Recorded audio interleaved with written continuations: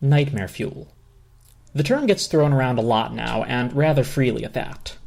But that being said, we all have things that scared us once, or still scare us today. I'm going to focus on the former of the two, analyzing more or less why things scared us as kids. For this episode, I'm focusing on one of the greatest kids shows of all time, Sesame Street. What can I say about Sesame Street that hasn't already been said? Sesame Street is a fantastic show, and it always was. I still watch it sometimes because I admire the puppetry, the writing, the music, even though this video is focusing on some of the show's darker aspects and moments. I just want to make it clear how much I adore this show and all it's done for children of several generations, and hopefully what it will do for countless more. Thank you to everyone who has ever been involved in this show, and of course to viewers like you. Now, as YouTuber Rayleigh Funk pointed out in my last, relatively unpolished commentary, a lot of things that we perceive as scary today are products of their own time periods.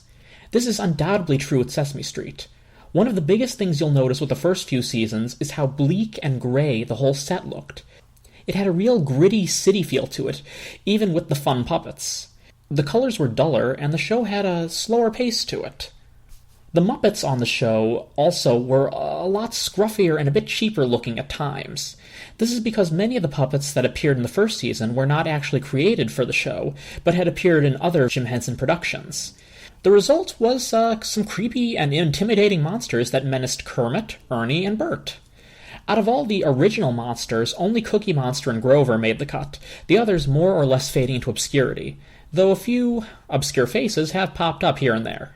Even Cookie had to be softened up.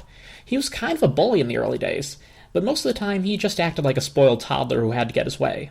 He was just a strong, spoiled toddler. Wander through the alphabet with you to tell you what you mean to me. Another monster that generally ceased to appear was Frazzle.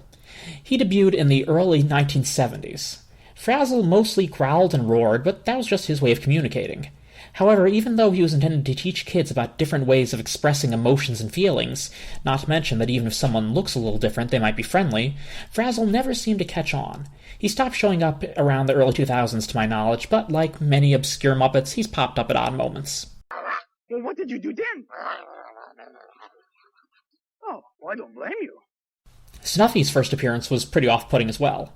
We all know Mr. Snuffleupagus as an oversized cutie, but the first puppet of him had enormous yellow things on his face. Okay, yes, they were his eyes, but they didn't look quite right.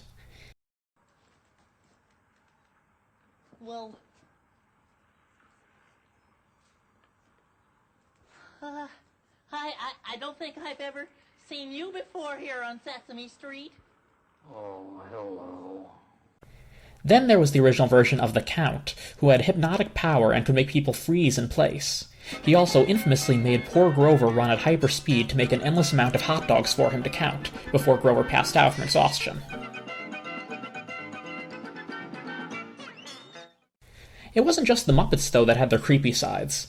A big deal of the nightmare fuel came from the trippy animation. We had yo-yo reality warpers. How'd you get here? We had oranges that sang Carmen and then exploded.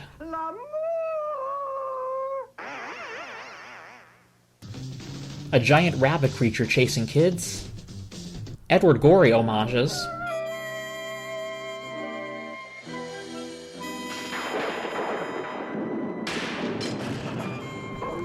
And of course we had the Crack Master, a character from a cartoon segment that was thought to be lost for years until it was found. It was so scarce, some doubted its existence, and thought that it was a strange fabricated memory only a few kids shared, like a real-life Candle Cove. The actual clip isn't nearly as scary upon seeing it, but its dreamlike atmosphere is certainly unsettling, and it's very interesting to say the least. The thing about Sesame Street's cartoons were that you never knew what you were going to see. The fun was in the surprise. Speaking of trippiness, there was also Nobody. That was his name, though he's also been known as Limbo. He was a rubber band face that taught kids to count to 10 in his own strange world. He was originally used for a performance on the Mike Douglas show where he toured his mind, which also featured a horrific Muppet known as The Nightmare. One series of recurring sketches that I enjoyed immensely as a child, but apparently many others found scary, was the Wegman Dogs sketches. William Wegman used his Weimaraner dogs as essentially adorable living props, with humans providing the hands. The image of a dog with human hands is one that will certainly make you do a double take upon seeing it for the first time. Although I found them fascinating, I can understand why others found them off-putting. Wegman's deadpan narration and the dog's blank faces are hilarious today, but a small child might be confused by this combination. Jiggity jog. Do you have hog? I don't think so. How about a nice pear? No, I gotta have a hog. Home again, home again. Jiggity jog. Bye-bye. Then there are some miscellaneous sketches and things I'd like to bring up. There are two involving mechanical toys that are a bit creepy due to the toys' uncanniness. One was just a montage of toys and robots that didn't seem to really have a point. It was just meant to be fun, and, this is a bit of a stretch, but perhaps it was also to show all the things that mechanical creations could do. Lots of kids found the wonky music in these toys to be a little unnerving, though. Another one that's a lot cuter in retrospect was about a boy whose toys come to life at night. Or maybe it was just in his mind, it was kind of hard to tell. His dad helped him overcome his fear and even have fun with it. Also, there was a sketch where an I-beam was made with dramatic music playing. Now, I don't remember this one as a kid, but apparently a lot of children were terrified of the sketch. It was probably a mixture of the fiery atmosphere and the bombastic score, but I'm at a loss with this one. No scary Sesame Street video can be complete without the pyramid sketch. In this infamous scene, Ernie and Bert explore an old pyramid.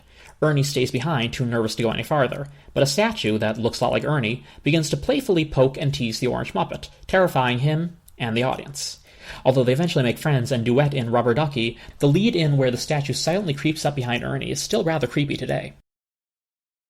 Then, of course, there are a few episodes and sketches that were completely reworked, aired only once, or never aired at all. One sketch included Ernie having a nightmare about scary, transparent monsters, and Bert singing him a song about imagination to comfort him. Kids were too scared by the intro, so the sketch was refilmed, minus the monsters. An episode that only aired once in 1976 starred Margaret Hamilton herself as the Wicked Witch of the West. She lost her broom over Sesame Street and had to find it. Along the way, she threatened Big Bird, David, a human cast member, and became the object of Oscar the Grouch's affections. While some kids who watched the show in color were fascinated with her green face, those that watched in black and white, remember it's 1976, were more frightened than entertained.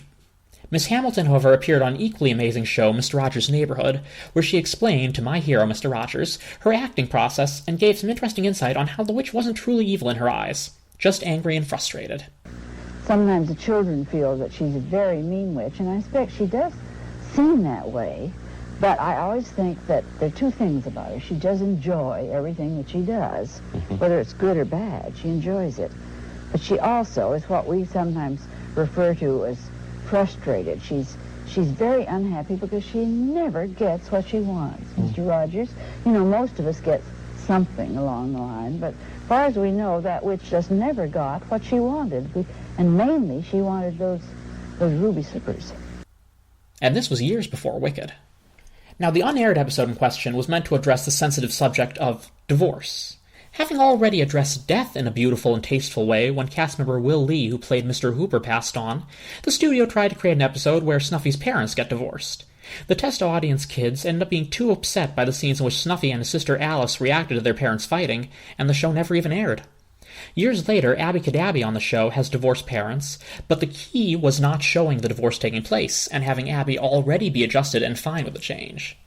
Before we draw to a close, I want to bring to attention one of my favorite Sesame Street specials, 1983's Don't Eat the Pictures.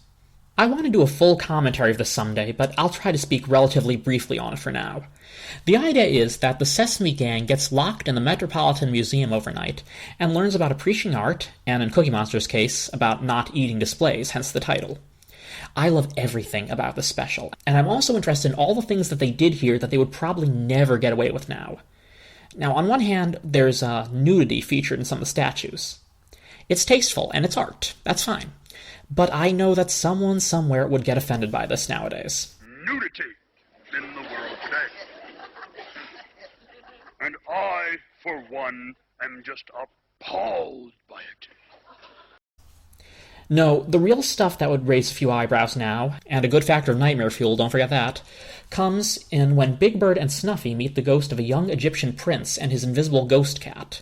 The prince is bound to the artifacts in the museum and must answer a demon's riddle before being judged by Osiris himself to enter heaven.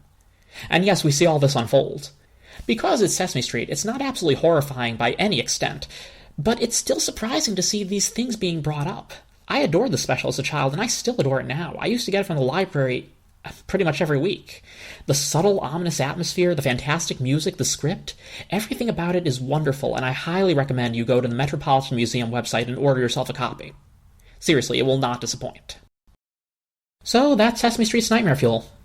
Despite it giving us the willies at a few moments, I know that the writers and performers never had the intention of scaring anyone, and if I've made it seem like that, then I apologize. The show affected us all as kids. I remember when I was a little boy, I broke my arm, and it was rough, of course. And then shortly after that, an episode aired where Telly Monster broke his arm, and I related so much. It was really helpful. I guess what I'm trying to say is that if anyone who works for the Sesame Workshop sees this, I hope they take no offense. I have nothing but respect for this show. I'll conclude this by saying that Sesame Street has been on the air for over 40 years now, and I pray it goes for over 40 more. Thank you again, Sesame Workshop, for everything. Whoa, that's scary stuff. Hey, should we be worried about the kids in the audience? No, it's all right. This is culture. Oh.